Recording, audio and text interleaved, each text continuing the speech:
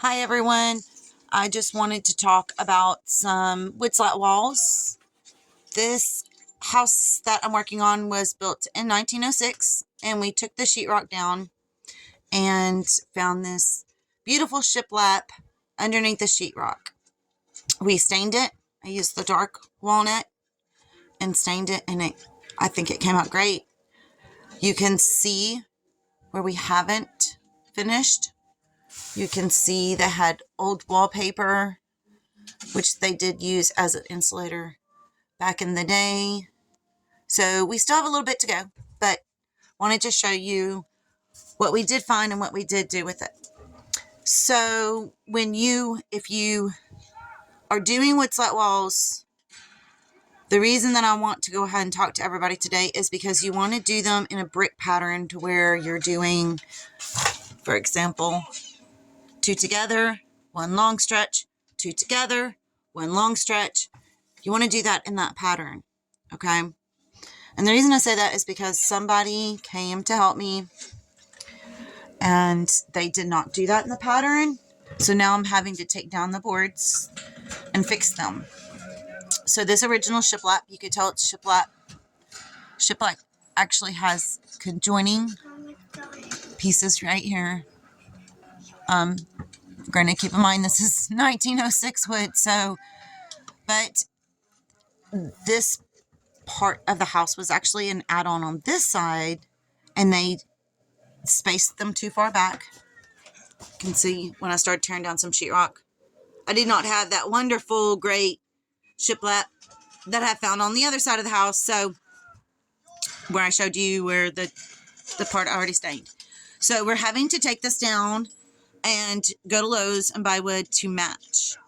Now, with wood prices the way they are right now, we did not go with shiplap that conjoins. I actually got, these are pine fence panels, and they come in cedar and they come in all different types. So I got these pine fence panels, and if you put them close enough together, then you can, these are 1x4s, you can still make that wood slat look. Now, what I'm trying to say today is for all the first time do-it-yourselfers, someone came in here and said, oh, we want to help out, and this is the panels that they put up for me. The problem is we've got to meet this rafter. We had to have this panel go 50% into this rafter, and then the panel coming to it go 50% in the rafter. Do you see this original board is 50% in that rafter? So when I come with the board across here, I've got to be able to come up, touch, and sink my nail here. Nail or screws or whatever you choose to use. So now I have to crowbar these down and cut them to length. The people that were helping me thought that they were cut to length. I had a pile of boards. All I did was cut the picket fence panel end off, which is, like a triangle type shape. That's all I did. They saw me cutting and they thought I had them cut to length. So they didn't know. So all the first time do-it-yourselfers, wood slat walls is gorgeous. It's the trend. A lot of people want to do that, especially if you're doing a country home.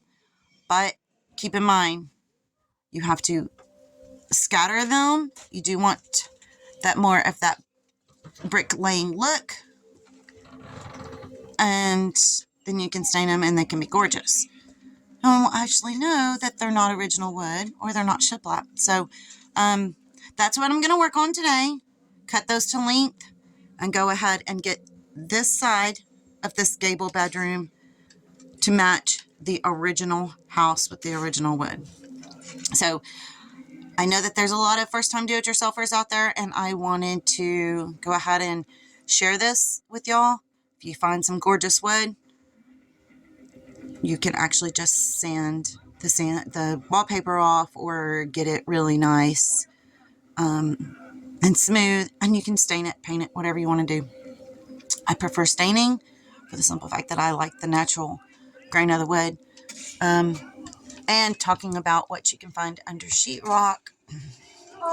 Here's some more of that real pretty wood, but what you can find under sheetrock. So now we did the ceiling. And we found this going down this staircase. That is underneath the sheetrock. I have not sanded that down yet. You can actually see the rough cut. This is of the original house. And keep in mind, this was built in 1906. You can see the rough cut. Now, this is the same wood underneath the sheetrock that I have already finished. And so that's just with 40 grit sandpaper. I just used a little Orbit sander, sanded it down, and stained it. And I think it came absolutely beautiful. So we're going to go ahead and finish up this part, make this wood to match. So keep that in mind. You might have something gorgeous underneath that sheetrock. I'm not a big fan of sheetrock. That's just my personal opinion. I'm not great at tape and floating anyways. So wood slat is the way to go. Okay, see y'all later, guys.